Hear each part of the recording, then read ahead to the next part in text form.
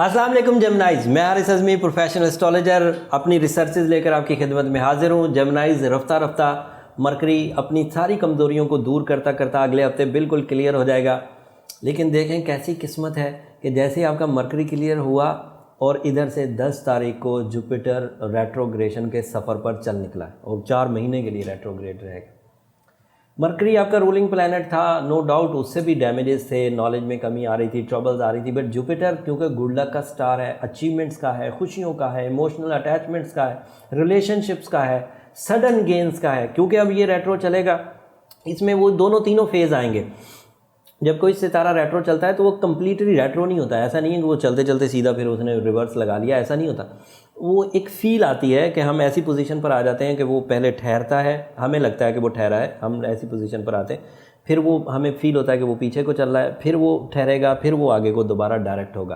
तो ये 2 सिचुएशन अगले 4 महीनों में, 3 सिचुएशन, ठहरना, रेट्रोग्रेड होना, फिर ठहरना और फिर डायरेक्ट होना, ये 4 सिचुएशन जो हैं ये अगले 4 महीनों में पूरी होंगी। इसमें गाहे बगाहे जो उसकी शिद्दत होगी मैं बयान करता रहूँगा, but it is a big event, आप लोगों को इसको समझना चाहिए। इसकी नॉलेज के लिए मैंने वैसे एक अलग वीडियो बना दी है रेट्रोग्रेशन ऑफ जुपिटर पे, उसका लिंक भी मैं नीचे डिस्क्रिप्शन में डाल दूंगा, तो आप उसे भी थोड़ा सा रीड कर लीजिएगा। मैंने कोशिश करी है, वो टोटल नॉलेज नहीं दे सका, वीडियो बड़ी लंबी हो गई थी, बीच में भी किसी दिन कोशिश करके अलग से एक और वीडियो भी बना दूंगा। जुपिटर आपके यहाँ 7th हाउस में था, रेट्रो 7th हाउस में होगा, और ये 7th हाउस में रहते हुए 10वें घर का भी मालक होता है। आपके यहाँ लॉर्ड है 10th हाउस का, तो 7वें और 10वें घर में कमी आएगी, कमज़ोरी आएगी। एंड ये बड़ी डायरेक्ट सी पेशन गोई है, इसके लिए मुझे कोई बड़े पापड़ नहीं बेलने पड़े। 7th house is house of relationship, you know, husband and wife relations, and Jupiter is representative of husband.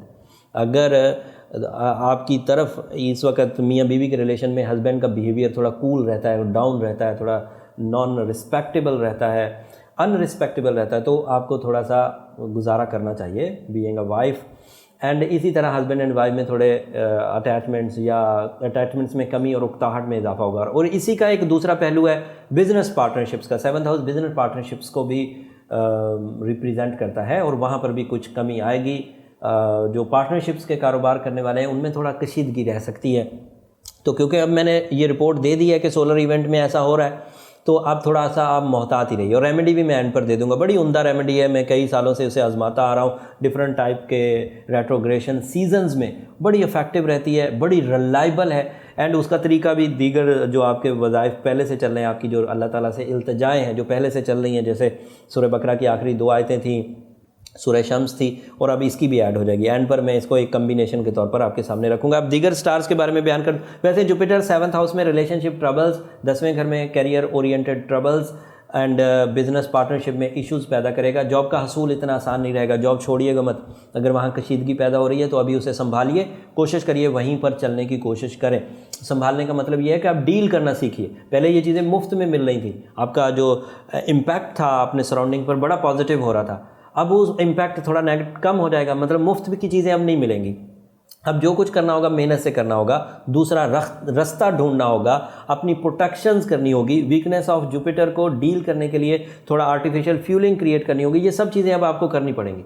इन सब चीज़ों के करने से एडवांटेज लेवल मैक्सिमम हो जाएगा, प्रॉब्लम नहीं आएगी। लेकिन अगर आपने इसे इग्नोर किया तो फिर तैयार रहिए कि क्योंकि नेचर फिर अपना प्रॉब्लम क्रिएट करती है, साइलेंटली करती है। वो आकर कान नहीं आपका घुमाती, वो आके आपकी हड्डी नहीं तोड़ देती, वो खून नहीं रिश्ते, वो चुपके से ऐसे डैमेजेस देती है कि आपको लॉसेस हड्डी टूटने और खून रिसने से ज़्यादा होते। तो यू हैव टू केयरफुल। मेरी कम बात को ज़्यादा समझिए। बहुत सारी बातें मैं शुगर कोट इसलिए करता हूँ कि हर आदमी एस्ट्रोलॉजी पर उतना बिलीव नहीं कर रहा होता, उतना फॉलोअर नहीं होता। तो मैं थोड़ा थोड़ा इसलिए बयान कर रहा होता कि जितना आप हजम कर सके। वैसे पेशेंगोइयाँ इससे भी ज़्यादा बड़ी होती हैं। वो जब हम इंडिविजुअल चार्ट्स बनाते हैं, जब आप हमसे अपॉइंटमेंट्स लेकर, उसमें हम लोग फिर वो गहरी बातें भी बताते हैं कि भाई यहाँ तक इसकी अप्रोचेस हैं और ये कितने % आपको डैमेज दे देगा। दीगर सितारों में सन आपके 11वें घर में काफ़ी पॉजिटिव है, तो ये बड़ी हद तक वो जुपिटर की रेट्रोग्रेशन में जो कमियाँ आएंगी, ख्वाहिशात में थोड़ा डलनेस आएगी, थोड़ा लैक ऑफ कॉन्फिडेंस आएगा, थोड़ा डाउट्स बढ़ेंगे, थोड़ा नॉलेज सही तरीके से इस्तेमाल नहीं कर पाएंगे। तो सूरज 11वें घर में इन चीज़ों को काफ़ी हद तक एड्रेस कर देगा। बट यू नो सूरज लंबा नहीं है, सूरज चलेगा इस हाउस में 11वें घर में कोई 20-21 तारीख तक अप्रैल की, जबकि जुपिटर यहाँ पर रेट्रोग्रेड चलेगा 11 अगस्त तक, तो जुपिटर जीत जाएगा। इसके अलावा नया चांद जो है वो भी आपके लिए 8 तारीख को हो चुका है। नया चांद भी इमोशनल काफ़ी सेटिस्फैक्शन पैदा करता है एंड अटैचमेंट्स पैदा करता है। वो भी जुपिटर की रेट्रोग्रेशन को बहुत हद तक बैलेंस करेगा, लेकिन जो वो भी थोड़े अरसे के लिए, लेकिन है शोबान का, तो थोड़ा ब्लेसिंग ज़्यादा अल्लाह ताला की तरफ से। इसके बाद जो होगा वो रमज़ान का होगा, उसकी ब्लेसिंग तो मैक्सिमम होती है। यूरेनस आपके यहाँ 12th हाउस में है। सो अब दो तरह से आपको अपना ध्यान रखना है। एक तरह से तो 7th हाउस में रेट्रोग्रेशन ऑफ जुपिटर और उसका इम्पैक्ट 10वें घर में भी, एंड यूरेनस आपके यहाँ 12वें घर में। सो ये तीन चीज़ें ऐसी हैं जिसमें आपको अपनी खुशियों की, अपनी अचीवमेंट्स की और अपने अपॉर्चुनिटीज़ की, इन तीनों सब्जेक्ट्स में आपने ज़रा भी सुस्ती नहीं करनी, गुंजाइश नहीं है अब सुस्ती की आपके लिए। तो थोड़ा एहतियात से अपनी अपॉर्चुनिटीज़ को ग्रैब करके इसी तरह आगे चलते रहिए। और इन अपॉर्चुनिटीज़ में ये वाले अपॉर्चुनिटी को जो सोर्स ऑफ इनकम की होती है इसे ज़रा ज़्यादा कंसीडर करिए, क्योंकि सोर्स ऑफ इनकम अगर स्टेबल रहेगा तो बहुत सारी चीज़ें बैलेंस रहेंगी, एंड सोर्स ऑफ इनकम अगर डिस्टर्ब हुआ तो फिर आपको अलग से चीज़ों से लड़ना पड़ जाता है, ज़रूरियात ज़िंदगी से ही लड़ना पड़ जाता है। मार्स आपके 1st हाउस में सफरी लाइन खुली हुई है, मकासद की तकमील के लिए फोर्स ऑफ लाइफ दे रहा है। मार्स आपके यहाँ शॉर्टकट्स भी पैदा करेगा, लेकिन शॉर्टकट्स की तरफ जाइएगा मत। वीनस एंड मरकरी दोनों इस वक्त, वीनस तो अच्छी फॉर्म में है, नॉट टू मच बट एक एवरेज अच्छी फॉर्म में चल रहा है। मरकरी अभी भी वीक चल रहा है, लेकिन ये दोनों सितारे 10th हाउस को इस वक्त तो मुज़य्यन कर रहे हैं। अगले हफ्ते ये थोड़ा सा अपना घर बदलेंगे तो थोड़ा पॉजिटिव हो जाएंगे। वीनस और मरकरी दोनों अगले हफ्ते घर बदल देंगे। अगले हफ्ते के जो मेजर इवेंट जिनकी मैंने रिपोर्ट आपको देनी है वो अगले हफ्ते इंशाल्लाह आपके लिए मुस्बत रिपोर्ट लेकर आऊँगा। जुपिटर बहरहाल अब तंग करता रहेगा, अभी इसके लिए आप इसको डील करना सीखिए। मैं आपको इसकी रेमेडी दे देता हूँ। जो कमज़ोरी है मरकरी की, इसको हम रिकवर करते आ रहे हैं 8 मार्च से सूरह बकरा की आखिरी 2 आयतों से, और वो अभी भी कंसीडर करनी, 13 ही दफ़ा पढ़नी है। इस 13 दफ़ा में एडिशन करेंगे सूरह यासीन की सेकंड लास्ट आयत से। सेकंड लास्ट आयत, इन्नमा अमरुहु इज़ा इरादा शैअन अन यक़ूल लहू कुन फ़यकून, जिसमें कुन फ़यकून आता है वो आयत याद रखिएगा, सूरह यासीन की सेकंड लास्ट आयत है। 13 दफ़ा वो भी अब आपने ऐड करनी है। सूरह शम्स 1 दफ़ा पढ़नी है। As a Gemini emerald is your birth stone, ideal है, रेट्रोग्रेशन ऑफ जुपिटर को बैलेंस कर देगा, तो वो ज़रूर कंसीडर करिए। इससे ओवरऑल स्टेबिलिटी रहेगी, टाइम सेक्टर में स्टेबिलिटी रहेगी, स्किल्स में स्टेबिलिटी रहेगी, रिलेशंस में अगर यहाँ स्टेबिलिटी रही तो बहुत सारी चीज़ें बैलेंस हो जाएंगी। अब मैं थोड़ा सा इसको सम अप कर देता हूँ ताकि ये जितनी भी मैंने प्रोफेशनल इस्तिलाहात बयान की हैं इससे आम आदमी को क्या फ़ायदा या नुकसान होगा बयान करता हूँ। पहले घर में मार्स होने की वजह से फोर्स ऑफ लाइफ रहेगी, कुछ कर गुजरने का जज्बा बढ़ेगा, तो आपने जज्बात को नीचे मत आने दीजिए। अगर आपको रिवॉर्ड कम भी मिले, क्योंकि जुपिटर वीक होने से रिवॉर्ड कम होंगे, तब भी अपने मिशंस को ड्रॉप मत करिए, अपने मकासद को लेकर चलिए। तालीमी काबिलियत वालों को तालीमी काबिलियत के बढ़ाने वालों को स्ट्रगल में इजाफा हो जाएगा, लेकिन उसके लिए परेशानी इख्तियार ना करें, स्ट्रगल बढ़ा लीजिए। हमेशा ही ऐसा होता है, कभी चीज़ें आराम से मिल जाती हैं, कभी मुश्किल से मिलती हैं, तो इस वक्त थोड़ा सा स्ट्रगल से मिलेंगी।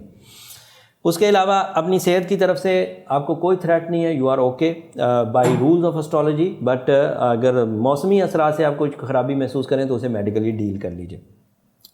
10th हाउस में क्राइसिस हैं, इसलिए जॉब में कुछ कशीदगियाँ पैदा होंगी, ऊपर वालों से भी नीचे वालों से भी, एंड आपको अपना काम परफॉर्म करने में भी आपका जिस्म और दिमाग आपका साथ नहीं देगा, तो उसको भी आपने अच्छे अंदाज से डील करना है। तो कारोबारी हालात भी, शराकतदारी वाले भी, जॉब वाले भी, तीनों सेक्टर वाले लोग इस वक्त थोड़ी स्ट्रगलिंग रहेंगे, और उस स्ट्रगल को ओवरकम करने के लिए मैंने जो रेमेडी दी है बड़ी इफेक्टिव रहेगी। द लास्ट थिंग, वीनस इस वक्त 10th हाउस में है, एंड वीनस के 10th हाउस में होने की वजह से रिश्ता अज़दवाज के लिए कोशिशें की जा सकती हैं, उसमें कोई कबाहत नहीं है। चांद भी नया हो चुका है तो ये पॉजिटिव है, और वहाँ से कामयाबी आने के चांसेस भी हैं। वैसे भी वीनस ने अगले हफ्ते घर बदल देना, तो वो आपके लिए मुस्बत हो जाएगा।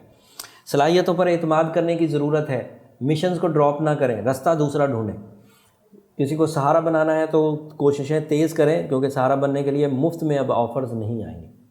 उम्मीद करता हूँ इतनी सी इस हफ्ते की इन्फॉर्मेशन से अगले 7 दिन आप खुश उसलूबी गुजार लेंगे। जुपिटर की रेट्रोग्रेशन को समझने के लिए नीचे मैंने डिस्क्रिप्शन में एक नई वीडियो बना दी थी, उसका लिंक मैंने दे दिया है, वो भी आप देख लीजिए, उससे भी आपको काफ़ी इस्तेफादा हो जाएगा। एंड उसके अलावा अपनी सलाहियतों को पॉलिश करने का ये बिल्कुल सही टाइम है। शौबान का महीना आपके पास मुयस्सर है रूहानी ब्लेसिंग्स के लिए, आगे रमज़ान का महीना आएगा। ये ऐसी चीज़ें हैं जिससे आपका रेट्रोग्रेशन ऑफ जुपिटर बहुत हद तक संभल जाएगा, लेकिन उसके बावजूद जो कमज़ोर टाइप के लोग थे, कमज़ोर जेमिनाई थे, वो इसमें ज़रूर उलझेंगे, अपने रिश्तों को ख़राब करेंगे, अपनी खुशियों को कमज़ोर होता हुआ देखेंगे एंड सॉरी टू से एंड किसी हद तक वो अपनी अचीवमेंट्स को भी अपने हाथ से फिसलता हुआ देखेंगे। तो इन सब चीज़ों को ओवरकम करने की अपने एक्सपीरियंस से मैंने रेमेडी भी दे दी है, उसको आप कंसीडर कर सकते हैं। अगले हफ्ते तक के लिए इजाज़त दीजिए। अल्लाह ने